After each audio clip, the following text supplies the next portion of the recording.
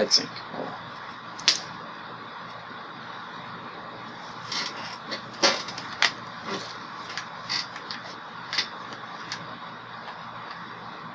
This is my blueprint trains plaque for the marketplace, and I've dropped it into the vehicle sample bin.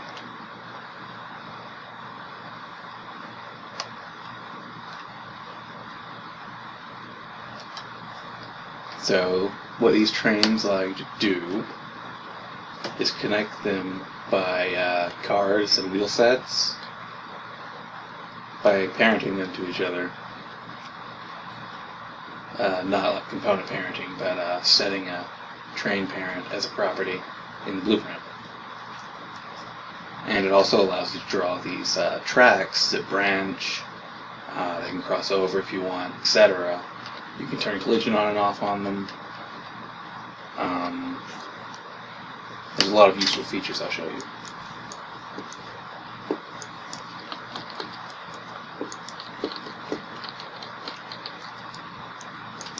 I have 3 example car meshes: the engine, the flatbed, and the tanker.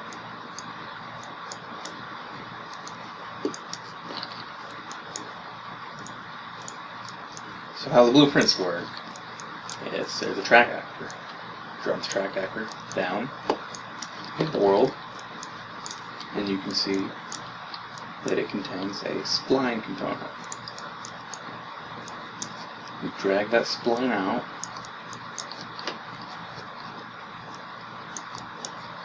let's say like that. Raise it off the ground.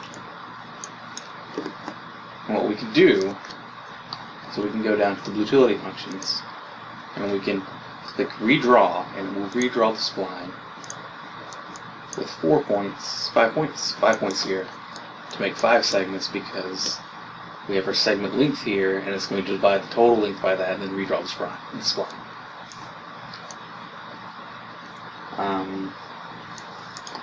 We also have the drop to ground function. We're just going to drop the spline onto the ground, and then we can just update it. And this was how I have it fit on this bridge or that terrain over there. I just had an oval in the air, and then I redrew it and dropped it to the ground and updated it.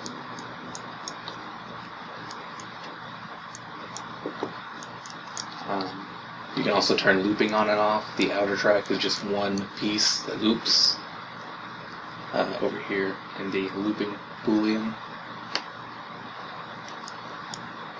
Collision can also be turned on and off here. You do not want collision on when you're still moving the points on the spline around. It's going to be very slow.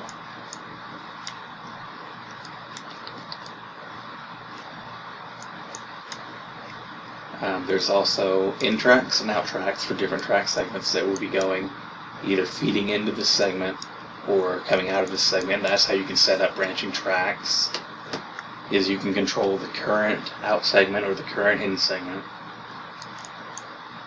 For example, I'll show you again, but right now I have a trigger volume set up to change the out segment that comes out of this piece of track, because there's 2 possibilities. So every time the last wheel set goes through that trigger, it's going to change, and then it's going to go down the other path on the next round through.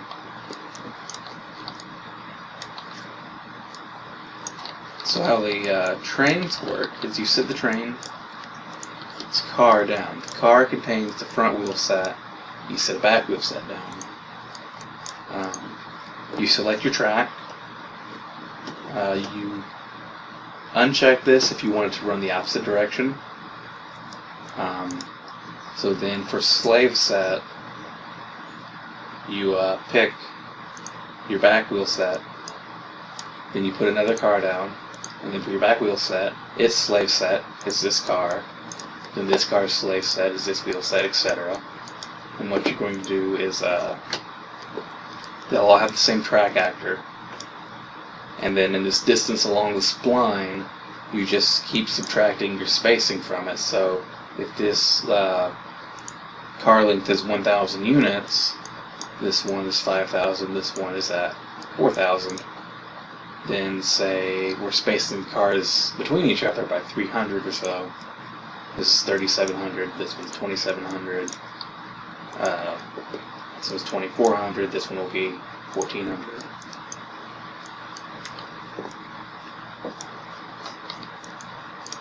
And the engine card contains the speed, which you can modify.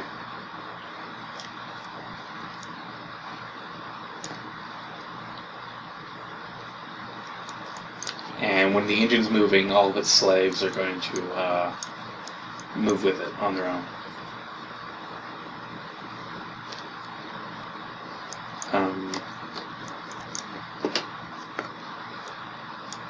Let's play again and see that branching path in effect. That train's going way too fast. It's tossing that car off the flatbed. Yep. So this circuit, this inner train is taking the left path, and when we get back around again, it should take the right path.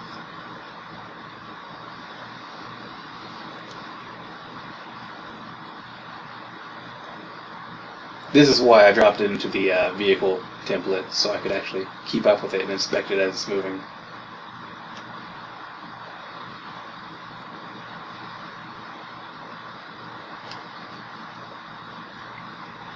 And now it's on the right path.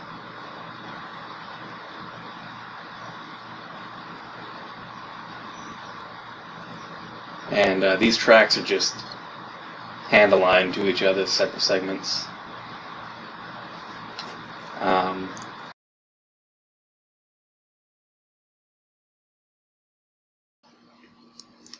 So what you would do, if you wanted to have a special piece in here to be the branching portion of the track, is you would make one of these meshes that's just one segment long, and then you would make it invisible by just using visibility hide selected. But that would just be one segment, just a spline with 2 points. And then you would line the endpoint of that up with the endpoint of your cosmetic piece, the branching track mesh, and then your next segment would line up to that endpoint. And this invisible segment would be the actual track and code. That would be your out for the previous segment and your in for the next segment. But the mesh of the branching piece would be the appearance of that track portion. You could animate that if you wanted to go along with the switching of the current out of the previous track segment. That's all I have for now, and I hope to get this on the marketplace soon. If you want to see more things, like, subscribe, comment if you have questions or suggestions. Leave angry comments if you don't like it. Use lots of capital and exclamation marks. Thank you.